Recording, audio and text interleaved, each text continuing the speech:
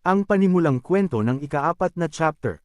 Naghahanda na ang ating bida na harapin ang pasaway na batang naroon sa loob ng institusyon. Habang naghahanda silang dalawa para sa laban, hinawakan nilang mabuti ang kani-kanilang sibat sa kanilang mga kamay. Agad na ginamit ng ating bida ang Raging Spear technique sa proficient level upang labanan siya, at sa isang iglap. Marahas na nagumpugan ang kanilang mga sibat. Sa pagkakita sa ating bida na gumagamit ng sibat ng may ganoong kahusay na kasanayan. Nagulat ang pasaway na bata at naisip sa kanyang sarili, hindi man lang siya isang martial artist. Paano niya na-develop ang proficient realm ng ganoon kabilis? Gayunpaman, bago pa man siya makapag-react ng higit pa, nagbuhos ng lakas ang ating bida sa kanyang sibat at puwersahang naitalsik ang sibat ng pasaway na bata. Sa mismong sandaling iyon, isang abiso mula sa system ang lumitaw sa harap ng mga mata ng ating bida. Natalo ang isang martial artist, at nakakuha siya ng 35 martial value. Sa pagkakita nito, naisip ng ating bida sa kanyang sarili. Gaya ng inaasahan, ang ordinaryong sparring ay maaari ring makakuha ng martial value. Maaari pa akong makahanap ng mas maraming tao na makakaensayo sa hinaharap. Samantala, matapos siyang matalo ng ating bida, bumulong sa sarili ang pasaway na bata nang may hindi paniniwala, ito ay talagang imposible. Iisiping na-develop niya ang Raging Spear technique sa proficient ng ganoon kabilis. Habang patuloy siyang bumubulong, bigla siyang kumilos mula sa likuran, naghahandang atakihin muli ang ating bida, habang may sama ng loob na iniisip. Kung gayon, ano pa ang saysay ng lahat ng aking pagsisikap sa mga nakalipas na taon? Kung matatalo pa rin ako sa kanya. Eksakto sa sandaling iyon, isang boses ang matalim na umalingaw-ngaw, sapat na iyan, tumigil kayo. Nakatayo roon ang guro, sa pagkakita sa kanya, bahagyang natakot ang pasaway na bata. Walang pag-aalinlangan na sinampal ng guro ang bata sa mukha at pinagalitan ito. Kung wala ka man lang lakas ng loob na harapin ang pagkatalo, anong klaseng martial artist ka? Pagkatapos, tumingin ang guro sa ating bida at naisip sa loob-loob niya. Minsan lang siyang nanood sa aking demonstrasyon, ngunit natutunan na niya ito agad. At bilang resulta, nakatakas siya. Gayunpaman, hindi nasiyahan ang pasaway na lalaki. Hindi siya kontento sa ginawa niya. Kailangan niyang gumawa ng iba pa, at kakailanganin niyang harapin ang tunay na panganib. Naisip din ng guro na kahit ang mga henyo sa Magic City Imperial Capital ay hindi labis-labis ang galing sa ganitong antas. Ang batang si Leian ay may talento, ngunit sadyang masyado siyang mapagmataas. Ang mapatamaan ng ganitong uri ng henyo ay sa katunayan isang mabuting bagay. Pagkatapos na iyon, habang nakapatong ang kamay sa leeg ng kanyang estudyante, bahagyang yumukod ang guro sa ating bida at nagsabi, "Nakababatang kapatid, ito ay dahil sa aking kawalan ng mahigpit na disiplina. Patawarin mo sana kami." Naisip ng ating bida sa kanyang sarili, ang taong ito, napakabilis magbago ng ugali. Pagkatapos yun, lumipat ang kwento sa mga lansangan, kung saan naglalakad ang ating bida pauwi, habang nag-iisip. Talagang pinagod ako ng araw na ito. Ngunit hindi maliit ang aking napala. Hindi lang ako natuto ng Thunder Rush Fist at Raging Spear technique. Nakakuha pa ako ng martial value. Pagkatapos ay nagsimula siyang mag-isip tungkol sa high school at bumulong sa sarili. Ang pagsusulit sa paaralan ay sa susunod na ilang araw na. Ang mga mayamang estudyante ay nakapaghanda na ng mga dekalidad na alloy weapons. Kailangan ko na ring maghanda ng armas para sa pagsusulit sa lalong madaling panahon. Ang mahabang sibat ay medyo komportable gamitin, kaya gagamit na lang ako ng sibat mula ngayon. Kailangan kong bumili ng isang alloy long spear. Ngunit ang kaunting pera ko ay hindi pa sapat para ipagamot ang sakit ni tita, lalo na para pambili ng isang alloy weapon. Sinabi niya sa kanyang sarili na may iba pang mga paraan upang kumita ng pera. Habang naglalakad siya pasulong, dumaan siya sa isang tindahan kung saan may palabas sa telebisyon. Ang mga mababangis na hayop sa Star City Wilderness ay dumarami araw-araw. Ang pinuno ng lungsod ay nananawagan sa mga martial artist na mangaso ng mga mababangis na hayop. Ang mga gantimpala ay malaki. Habang pinapanood ang balita, sinabi ng ating bida, "Dapat ba akong lumabas at mangaso ng mga mababangis na hayop?" Sa pag-iisip tungkol dito, mabilis siyang nakarating sa bahay. Sa sandaling iyon, nilalagyan ng benda ng kanyang tita ang kanyang tito at habang ginagawa iyon ay nagsabi, "Tingnan mo nga ang sarili mo. Hindi ba't binigyan tayo ni Hong ng malaking halaga ng pera noong nakaraan? Bakit ka pa rin nagtatrabaho ng ganoon kadesperado?" Sa pagkakarinig nito, sumagot ang kanyang tito, "Ilang taon na ba si Hong? Walang lohika na iasa sa kanya ang buong kabuhayan. Kailangan kong mag-ipon ng higit pang yaman para sa mga bata habang kaya ko pa ang magtrabaho." Eksakto noon, binuksan ng ating bida ang pinto at nagsabi, "Tito, tita, nandito na ako." Sa pagkakita sa kanya, sinabi ng kanyang tito, "Oh, nandito ka na pala." Kinuha ng ating bida ang benda mula sa kamay ng kanyang tita at sinabing, "Tita, ibigay niyo na sa akin. Ako na ang gagawa." Pagkarinig nito, sinabi ng kanyang tita, "Hindi ba't sinabihan kita na magpahinga ka ng mabuti pagka-uwi mo?"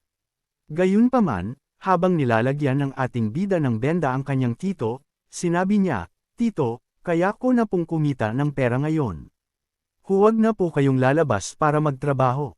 Hindi ba't mas maganda kung mananatili na lang kayo sa bahay at aalagaan si tita?"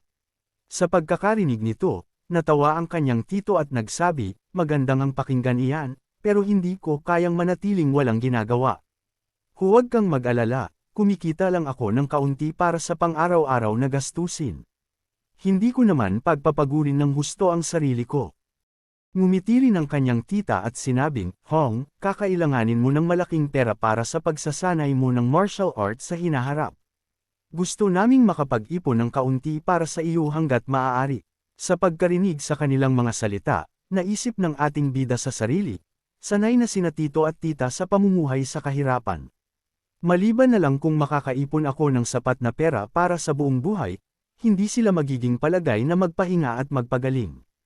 Hinding-hindi ko hahayaang makalagpas ang pagkakataong ito na makakuha ng gantimpala sa pangangaso ng mga mababangis na hayop. Pagkatapos nyun, umakyat ang ating bida sa rooftop, kung saan sinimulan niyang idagdag ang kanyang martial value sa kanyang vitality. Habang idinadagdag ito, naisip niya, "Gayunpaman, mapanganib sa wilderness. Para sa kaligtasan, susubukan ko munang pahusayin ang aking lakas. Idaragdag ko ang lahat ng martial value na nakuha ko sa pagkakataong ito sa aking vitality." Habang tumataas ang kanyang vitality, isang bahagyang pagtaas ng lakas ang damaloy sa kanyang katawan.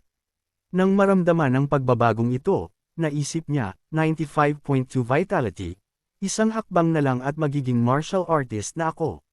Sa loob ng 2 magkasunod na araw, tuloy-tuloy siyang nag-ensayo sa gymnasium ng paaralan. Sa panahong ito, ang lahat ng kanyang martial arts skills ay umabot na sa perfect level. Matapos mapaperpekto ang bawat skill, naisip niya, ginamit ko ang buong 2 araw para sa wakas ay develop ang lahat ng martial skill sa perfect realm. Handa na, oras na para umalis ng lungsod. Pagkatapos nyun, noong Sabado, nakarating ang ating bida sa Star City Martial Arts Base. Pagdating doon, sinabi niya sa sarili na sa wakas ay narating na niya ang lugar at napakalayo pala nito. Pagkatapos, habang naglalakad sa loob at tumitingin sa paligid, naisip niya, bagaman madalas ko nang makita ang lugar na ito sa TV. Ito ang unang pagkakataon na makapunta ako sa isang martial artist base. Ang mga martial artist na bihirang makita sa mga ordinaryong araw ay makikita na ngayon sa lahat ng dako ng kalsada. Pagkatapos ay naglabas siya ng parang mapa at bumulong sa sarili habang binabasa ito. Non-ranked Ferocious Beast, 300 Blue Star Coins bawat isa. Tier 1 Initial Stage Ferocious Beast, 1,000 Blue Star Coins bawat isa. Tier 1 Middle Stage Ferocious Beast, 3,000 Blue Star Coins bawat isa. Tier 1 High Stage Ferocious Beast, 5,000 Blue Star Coins bawat isa. Tier 2 na paunang yugto ng mabangis na halimaw.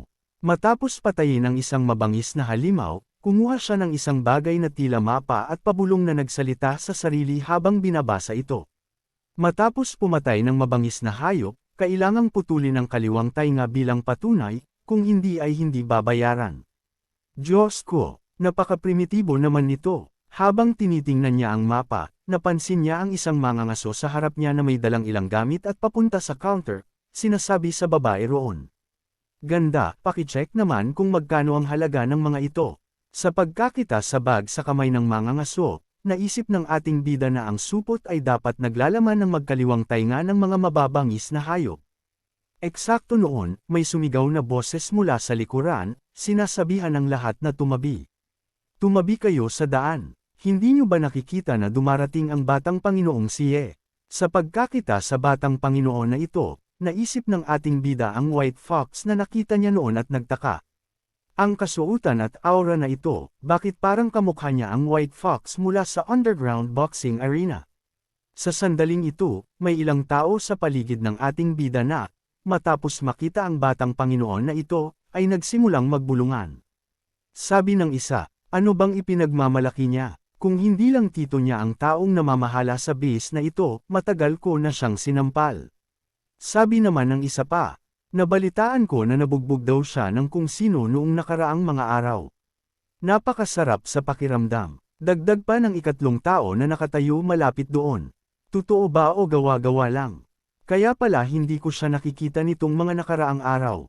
Habang umaalis ang ating bida sa lugar na iyon, naisip niya, ang panganib ay hindi lamang ang mga mababangis na hayop, kundi pati na rin ang mga tao. Dapat akong maging maingat at mapagmatsyag. Nang maglakad siya pasulong para mangaso, nakatagpo siya ng isang bodyguard sa gate na nagtanong sa kanya kung ito ba ang unang pagkakataon niyang pumunta rito sa kabila ng kanyang murang edad at kung pupunta ba siyang mag-isa sa wilderness. Sumagot ang ating bida ng oo at nagsimulang maglakad papasok. Habang pinapanood siya, naisip ng bodyguard, isa na namang bata na walang alam at walang takot. Sa sandaling pumasok ang ating bida sa kagubatan ng wilderness, naging seryoso siya at nagsabi. Pagbalik ko, babalik akong puno ng huli. 2 oras ang lumipas ng ganoon lang, ngunit wala pang nakikita ang ating bida. Naglabas siya ng isang bote ng tubig at nagsalita ng may pagkapagod. Wala pa akong nakikitang kahit isang mabangis na hayop. Naubos na ba ang lahat ng mga hayop sa gilid ng kagubatan? Dahil wala siyang mahanap, nagsimulang lumalim ang ating bida sa kagubatan ng buong bilis, iniisip na dapat siyang tumingin pa sa mas loob. Sa sandaling iyon, isang moonwolf ang lumitaw sa kanyang harapan at agad na naghanda para umatake. Sa pagkakita rito, seryosong nag-isip ang ating bida, ito dapat ang tier isang initial stage ferocious beast mula sa textbook, ang Nethermoon Wolf. Ngayon lang ako nakakita ng buhay na ganito. Eksakto noon, sumugod ang Moonwolf patungo sa ating bida ng buong bilis para umatake. At dito nagtatapos ang ika-4 na chapter ng kwento.